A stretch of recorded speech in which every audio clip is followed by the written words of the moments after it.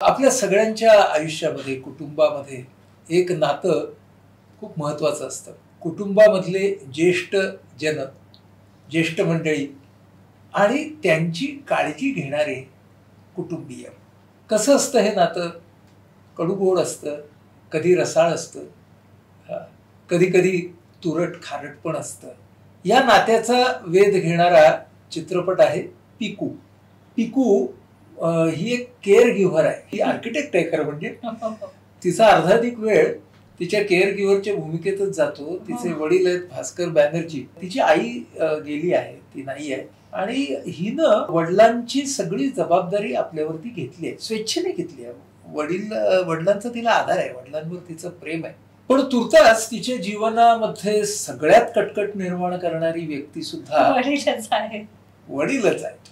म्हणजे ती बिझी आहे, ती तिच्या मीटिंग मध्ये आहे, तिला वडिलांचे निरोप येत आहेत की कॉन्स्टिपेशन, बद्धकोष्ठ, माझ्या पोटाला काय होतंय, इतकं की ती बिचारी घरी येते. आणि असं तिचं इतकं चाललंय, सगळ्या मीटिंग मध्ये लाऊड स्पीकरवर मला हे ऐकावं लागलं, तुमची तब्येत. ते जरी विनोदी असलं ना तरी त्याच्यामध्ये एक गोष्ट आहे की ही जी केअर गिव्हर आहे हिच्यावरती बर्डन आहे. हे जबाबदारी घेतली आहे, प्रेम आहे, पण ना मला त्याच्यात घुसमट होते. मला माझं आयुष्य जगताच येत नाहीये. त्या केअर गिव्हर या वयोगटात मी असल्यामुळे मला असं वाटतं की खूप गोड गोष्ट या सिनेमाद्वारे विनोदी अंगाने सांगायचा प्रयत्न केलाय की नातं हे दोन जणांचं असतं. त्या दोन जणांच्या नात्यामध्ये आपण याच्याऐवजी मी आणि तू यातला मी मोठा करत जाणं हे कुठेतरी ज्या गोष्टी आपण एकमेकांसाठी केल्या पाहिजे म्हणजे प्रेम बेसिकली, तर ते प्रेम ही रिस्पॉन्सिबिलिटी वरून लायबिलिटीवर कधी कन्वर्ट होतं हे कळतच नाही. अगदी बरोबर. आणि मला वाटतं की आज मी पिकूच्या वयोगटात असल्यामुळे मला माझ्या वयोगटातल्या लोकांना आणि माझ्या वडीलधाऱ्या लोकांना जे तुम्ही आता सांगणार असाल, देवाने आपल्याला चूज करून पाठवलंय ना त्या फॅमिलीमध्ये, आपण त्या ज्या एका सर्कलमध्ये आहोत, जन्माला आलोय, तर ते हे शेवटच्या श्वासापर्यंत रिस्पॉन्सिबिलिटी वाटून गोष्टी केल्या गेल्या पाहिजेत. ती लायबिलिटी नाही झाली पाहिजे हा सांगणारा हा सिनेमा वाटतो मला. आणि काय माहितीये का की ती लायबिलिटी मध्ये मध्ये आहे असं जाणवून देणारे जरी क्षण आले तरी सुद्धा ना ते क्षण सुद्धा स्वीकारा असंही हा चित्रपट आपल्याला सांगतो. हे जे भास्कर बॅनर्जी आहेत, अमिताभ बच्चन यांनी जे काम केलंय, तसं बघायला गेलं तर एक वेगळी तिरकी अशी भूमिका आहे. हो.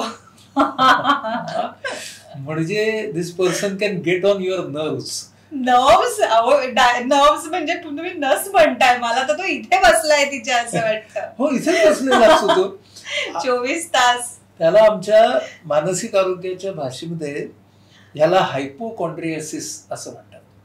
हायपोकॉन्ड्रियासिस म्हणजे नसलेल्या आजाराची भीती.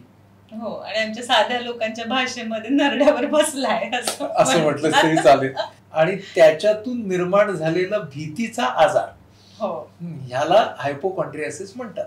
तर शरीराकडे ही सगळी मंडळी अशा पद्धतीनेच बघतात की शरीरामध्ये जरा काही झालं की ते एक सिम्पटम आहे, ते एक लक्षण आहे. शिंकल्यावर टीबी झाला आम्हाला, हा वगैरे डायरेक्ट, किंवा डोकं दुखायला लागल्यावरती ट्युमर झाला. हे काय असतं की दोन शब्द आहेत बघ, एक आहे सिग्नल आणि दुसरा आहे सिम्पटम. तर खरं म्हणजे शरीरात होणारे बदल हे आपल्याला सिग्नल देत असतात बघ, पण ही मंडळी त्यांच्याकडे सिम्पटम म्हणूनच बघतात. आणि सिम्पटम म्हणून बघितलं आजार की ट्रीटमेंट.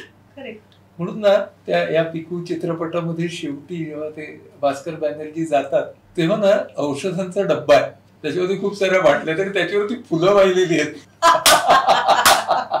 रिमेंबर दॅट शॉट की तू इतका मस्त दाखवलं, तरी बाकी सगळीकडे फुलं ठीक आहेत पण ती औषधाच्या फुलं वाहिलेली असतात. म्हणजे दिग्दर्शक आपल्याला छोट्या छोट्या गोष्टीतनं हे दाखवतो, प्री ऑक्युपेशन. आणि मग हे जे बद्धकोष्ठ आहे ना त्यांचं, ते दोन पातळ्यांवरती, एक शारीरिक पातळीवरती आहे आणि त्यामुळे ते इज प्री ऑक्युपेट. डॉक्टरना बोलवायचं, आज असं झालं तसं झालं, म्हणजे राष्ट्राच्या भविष्याची चिंता करायची तशी पॉटीची चिंता करायची. आणि ते करत असताना एक भावनिक बद्धकोष्ठ आहे. तो काय आहे की स्वयंकेंद्रितता. आणि त्या भावनिकबद्ध गोष्ट आणि शारीरिक ही एकत्र जाणारी कहाणी. बरोबर. बरं, ह्या प्रवासामध्ये तो प्रवास फक्त त्याचा नाहीये, म्हणजे as he is preoccupied with his bowels so is she, म्हणजे ही पिकू पण. म्हणून ते जेव्हा प्रवासाला निघतात ना तेव्हा त्या गाडीच्या छतावरती त्यांची ती खुर्ची असते आणि त्याची गंमत अशी आहे की त्यांच्या बरोबर तिसरा चौधरी जो त्यांचा सक्तीने बनवलेला परिस्थितीने बनवलेला ड्रायव्हर असतो, जो 2 दिवस यांच्या आयुष्याचा ऑडियन्स आहे. हा ऑडियन्स आहे, पण तोही त्याच्यात तसाच गुंततो. म्हणजे इट बिकम्स हिज प्रिऑक्युपेशन ऑल्सो.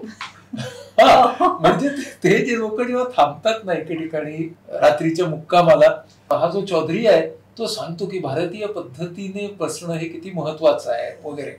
आणि मग तो त्यांना करून दाखवतो, चित्र काढतो, मग तो त्यांना घेऊन जातो. ही पिकू असते ना ती म्हणते मी खाली जाऊन बसते, तुमचं झालं की या. त्याची ती गंमत आहे की नंतर ते भास्कर बॅनर्जी बाहेर येतात आणि ती म्हणते काय थोडंसच. म्हणजे ही तिन्ही मंडळी जी आहेत ना ती त्यांच्या दृष्टीनं एकदम रिजिड आहेत बरं का. एकदा भूमिका घेतली की त्याच्यापासून ते हलणारच नाही. आणि ऍट द सेम टाइम म्हणजे 2 प्रसंग त्या प्रवासामध्ये फार छान आहे. एक प्रसंग असा आहे की काहीतरी कारणाने डिकी उघडतात, डिकी उघडल्यावरती तिथे एक चाकू मिळतो. भास्कर बॅनर्जी बॅग काढतात, येऊन बसतात, हा चाकू टाक, त्याच्याशिवाय पुढे जायचा नाही. ती मुलगी असते ती नॉन प्लसच होते आणि हा चौधरी म्हणतो की माझ्या ड्रायव्हरने ठेवला असेल तो चाकू, मी कशाला टाकू. आणि तिघेही जण जे अडून बसलेत ना ती शांतता दिग्दर्शकानं खूप छान दाखवली. केअर गिव्हर्स आणि ज्येष्ठ यांच्या नात्यांमध्ये ना या शांतता खूप दाहक असतात. माणसं शब्दांनी भांडत नाहीत, पण एकाच ठिकाणी एकाच घरात राहून असे 3 ध्रुवांवर तिघे जण ते बसलेले दाखवतो आपल्याला दिग्दर्शक. आणि त्यांच्या बरोबर या भास्कर बॅनर्जींचा एक सेवक असतो, तो सेवक झोपलेला असतो. तो उठतो, तो बघतो की गाडी थांबली, हे तिघे जण असे बसलेत. तो म्हणतो काय टायर पंक्चर हो गया क्या. खरं म्हणजे टायर पंक्चर झालेलं असतं सगळ्यांच्या भावनांचं, आणि मग कुणीतरी तर ऍडजस्टमेंट करायला पाहिजे. म्हणून तो चौधरी जो असतो, इरफान खाननी जे काम केलंय तो मग ते टाकतो. भास्कर बॅनर्जी असा एक लुक देतात, मग येऊन बसतात, मग ही येऊन बसते आणि गाडी पुन्हा चालू होते. एक पण किती छोट्या ह्याच्यात एक छान गोष्ट सांगितली की लहानपणी मुलांच्या हट्टासमोर आई वडिलांना नमतं घ्यावं लागतं, पण ते कसं आयुष्याचं सार आहे किंवा आपलं विषय सर्कल आहे किंवा पुन्हा ते पूर्णत्व होण्यासाठी, सर्कल कम्प्लीट होण्यासाठी एका सर्टन वयाला मुलांनी हे समजून घ्यायला लागतं की आपल्या आई वडिलांसमोर कदाचित आता आपल्याला नमतं घ्यायला लागणार आहे, कारण त्यांनी घेतलंय, आता आपली परतफेड करायची वेळ आहे. आणि तरी सुद्धा ना व्हेन इट बिकम्स सो अनबेअरिंग, म्हणजे आता हे भास्कर बॅनर्जी असतात ना त्या हायवेवरती ही पिकू ड्रायव्हिंगला बसते. तर ड्रायव्हिंगला बसल्यावरती ह्यांचं जे बॅकसीट ड्रायव्हिंग चालू होतं ते तिला चालवूच देते. ते अँझायटी की ही आता ऍक्सिडेंटच करणार. ती at 1 point she gives up आणि ती उतरते, त्याच्याकडे किल्ली देते, तू चालव, आता जे काय करायचंय ते कर. इतक्या सगळ्यामधून ही मंडळी त्यांच्या कलकत्त्याच्या त्या घरामध्ये पोहोचतात. तर ते जे जुनं घर आहे ना, एका बाजूने भास्कर बॅनर्जी आहे, म्हणजे त्यामध्ये दिग्दर्शक आपल्याला दाखवतो त्या पिढीचं मेटाफर आहे ते जुनं घर.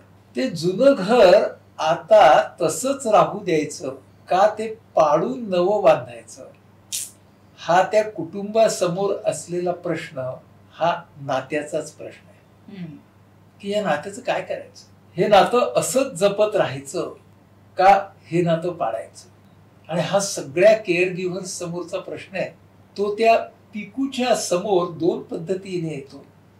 तिचं हे कुटुंबाकडून आलेलं घर आणि त्या बरोबर आलेले तिचे वडील, आणि तिचे काका काकू तिकडे राहत आहेत, ते असे नॉन कमिटल आहेत, ह्यांना डिसिजन घ्यायचं आहे काय ते.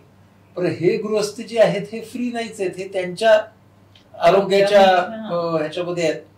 आणि त्यांचा सखा जीवलग कोण आहे तर तो डॉक्टर. म्हणजे मुलीपेक्षाही ते चर्चा करतात, कारण तो ऑडियन्स त्यांना सापडतो त्या डॉक्टर मध्ये. हो बरोबर. आणि तिथं दिग्दर्शक केअर गिव्हर म्हणजे हा जो चौधरी आहे तो ड्रायव्हर आहे, पण तो मालक आहे त्या कंपनीचा. त्याच्या वडिलांनी ती कंपनी चालू केली होती. तो पण केअर गिव्हर आहे, कारण त्याच्याकडे त्याचे वडील आता नाहीयेत, त्याची एकटी आई आहे आणि त्याची लग्न झालेली पण घरी परत आलेली त्याची बहीण आहे. बरोबर. तो सुद्धा गाजलेला आहे. म्हणूनच तो ड्रायव्हरची ड्युटी घेऊन बाहेर पडतो. त्याला माहित नसतं की हे त्याच्या आगीतनं फुफाट्यात पडणार होते, त्याला ठाऊक नसतं. त्याच्यामुळे तो ह्यांची ड्रायव्हिंगची ड्युटी घेतो, मालक असून. आणि मग आल्या तो गुंततही जातो आणि कुठेतरी तो आणि पिकू यांच्यामध्ये एक कॉमन थ्रेड तो अतिशय छान अलगद आणि तरलपणे दिग्दर्शकानं दाखवलाय की त्या दोघांचं त्या गंगेवरती जाणं, त्या दोघांचे डायलॉग्स, तिनं स्वतःचं वर्णन करणं की वडील चक्रम असले तर मी ना 10 पट चक्रम आहे त्यांच्यापेक्षा. हे जे भास्कर बॅनर्जी असतात ते त्याला ठेवून घेतात बरं का, तू राहा वगैरे, नंतर तू जा. शेवटी तो जायला निघतो, पण त्याच्या आधी सुद्धा ना तो जायला निघतोय त्यांचा तो पंप त्यांच्या घरातला बिघडतो, पाणी नाही. तर तो फक्त हाच टेक्निकल माणूस असतो, हा निघालेला असतो. हा पहिल्यांदा म्हणतो की मी कशाला करू, तुम्ही प्लंबर बोलवा ना, असं म्हणतो. सगळे जण त्याला इतके सॉलिड लुक देतात, तो बॅग ठेवतो आणि तो काम करायला उभा राहतो. फायनली तुम्हाला तिथं ती केअर गिव्हिंग करायलाच पाहिजे. आणि व्हेरी इंटरेस्टिंगली तो त्या वायरी इकडं तिकडं जोडत असताना बरं का पिकू येते आणि ती त्याला ना प्रकाश दाखवते. पण ना त्या दोघांचं कळलं जे आहे ना की तू आणि मी दोघेही केअर गिव्हर आहोत रे, हा, आणि तू काही करायचं असेल तर मी पण तुला वरून बॅटरी दाखवायला पाहिजे, हेल्प करायला पाहिजे. सेलिंग इन द सेम बोट. चौधरी जो आहे तो ह्यांना जाताना काही फंडे देतो आपल्या भास्कर बॅनर्जींना. त्याच वेळेला ते जे डॉक्टर असतात ना त्यांचे सखे जिवलग, ते सांगतात की तुम्ही जर एक जपानमध्ये माणूस आहे, त्याने सायकलिंग करायला सुरुवात केली, तो 99 वर्षापर्यंत जगला. याच्यावरती हे बाबू बोश आहे, ते सायकल घेऊन बाहेर जातात. त्यांच्या डोक्यामध्ये हे येतं की मी सायकलिंग केलं तर मी जगणार. जीवन इच्छा एका बाजूने असते बरं का, एकीकडे आहे ती. हा, एका बाजूनं रसरशीत जगावं असं वाटतं पण आहे, पण दुसऱ्या बाजूने ही लादून घेतलेली बंधनं सुद्धा आहेत. आधी ना पिक्चर मध्ये त्यांना 2 माणसं धरून सायकलिंग करून चालवतात असं आहे दिल्लीमध्ये. हे मात्र ते त्या गल्ल्यांमध्ये फिरायला लागतात आणि that is where this senior citizen, हे जे ज्येष्ठ नागरिक आहेत ना, ही टेस्ट दॅट फ्रीडम. त्यांचं वातावरण, त्यांचे गल्लीबोळ, त्यांचं शहर, त्यांचा भूतकाळ, हे ना असोसिएशन त्याला होत जातं असं. आणि ते खूप छान दाखवलं. आणि तो असा त्याच्या पद्धतीनं ना लहान मुलासारखा ते सगळं न्याहाळतो. तो कलकत्त्याचा सगळा परिसर, ती नदी, आणि that is for the first time that possibly ना he comes out of that symptom वाला भाग. नाहीतर त्याचं जे प्री ऑक्युपेशन असतं ना सिम्पटमचं, की कोठा साफ व्हायला पाहिजे, कोठा साफ व्हायला पाहिजे, ते तो फ्रीडम त्याला मिळतं त्यामध्ये, नकळत मिळून जातं, नकळत मिळतं. म्हणून तो 25 किलोमीटर वगैरे हे करतो, येतो चालून. मग त्याला जे जे खाऊन त्रास होत असतो त्यातल्या अनेक गोष्टी तो खातो, नमकीन खातो, गोड खातो, आणतो बरोबर येताना. हे लोक इथे पॅनिकी बसलेत, म्हातार बाबा गेला कुठं आणि येणार कधी, हे सगळं घेऊन बसलेत. आणि मग हा येतो छानपैकी करत भयंकर वैतागतात. आणि त्यावेळेला त्यांनी असं दाखवलंय, त्याला छान त्याच्या मनासारखं त्याचा कोठा वागतो. त्याच वेळेला हिचा कडे लोड झालेला असतो की हा माणूस काही पाळत नाही, ही बाहेर चिडलेली आहे. आणि तो बाहेर आल्यावरती तो सांगतो की समाधान, पूर्ण समाधान. मग ती त्याकडे बघत राहते की अरे यार मी एवढी चिडलेली आणि हा माणूस समाधान अशा याच्यामध्ये आहे. आणि मग त्याच दिवशी रात्री त्याचा मृत्यू दाखवलाय.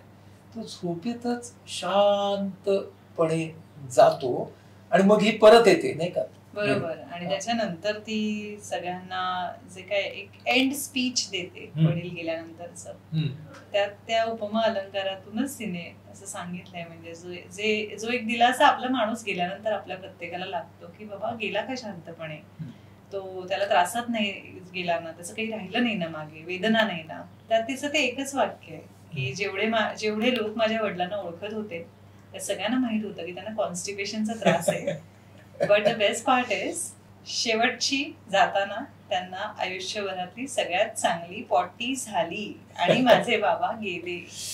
सो या एका गोष्टीवर जो समप आहे त्यांचा तो इतका छान दाखवलाय त्यांनी. आणि वाईट वाटत असलं तरी पण कुठेतरी आपण जी सुरुवातीला म्हणालो की तिच्यासाठी ती रिस्पॉन्सिबिलिटी आहेच, कारण तिचं प्रेम आहे, अगणित प्रेम आहे वडिलांवर, कारण तेच आहेत एकमेकांसाठी. पण त्यांच्या त्या अडमुठ्या वागण्यामुळे त्या प्रेमाचं कन्व्हर्शन ते लायबिलिटी मध्ये झालं होतं. सो त्या लायबिलिटी आणि रिस्पॉन्सिबिलिटी याचा इतका छान मेळ दाखवलाय की तिच्या डोळ्यात ते पाणी येतं, but at the same time कुठेतरी आपण मोकळे पण झालो ही भावना आहे तिच्याही मनात. अगदी त्या मोकळेपणामध्ये आपण कुठेतरी मुलगी म्हणून आपली कर्तव्य नीट पार पाडली.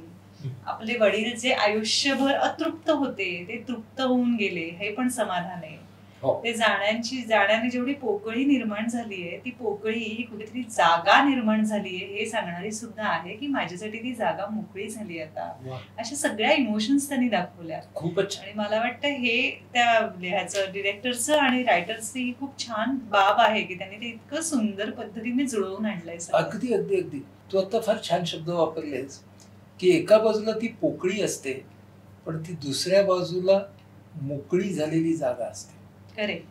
त्यामुळे पोकळी जी असते त्याच्यामधून दुःख, पण मोकळी जागा झाली आहे त्याचा रिलीफ, अशी मिश्र भावना आहे.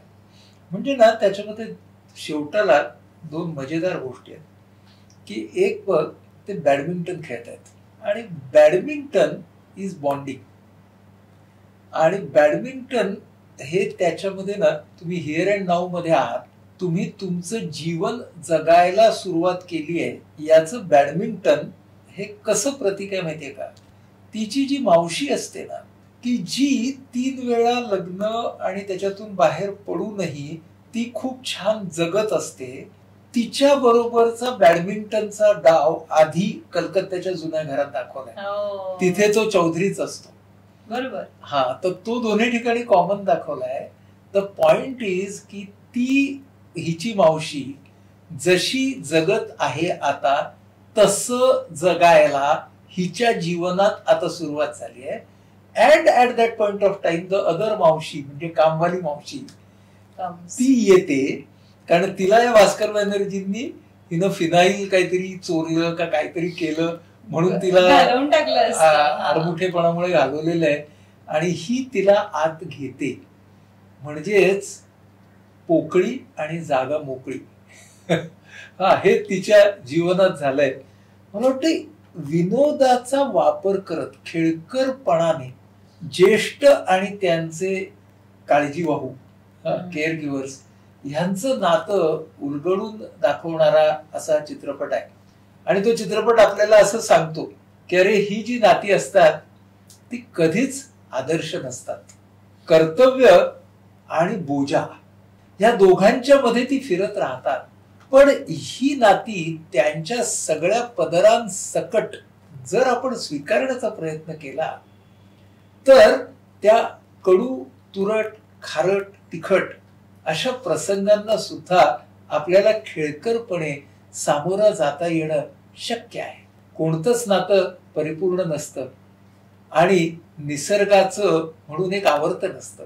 पहिल्यांदा पालक मुलांची काळजी घेतात, मग मुलं पालक बनून आपल्या पालकांची काळजी घेतात. हे काळजीचं आणि प्रेमाचं चक्र जरी आदर्श नसेल तरी अविरत चालू राहणं ह्याच्यातच कुठेतरी माणुसकी आहे. आणि हा माणुसकीचा धडा आपल्याला पिकू हा चित्रपट शिकवून जातो.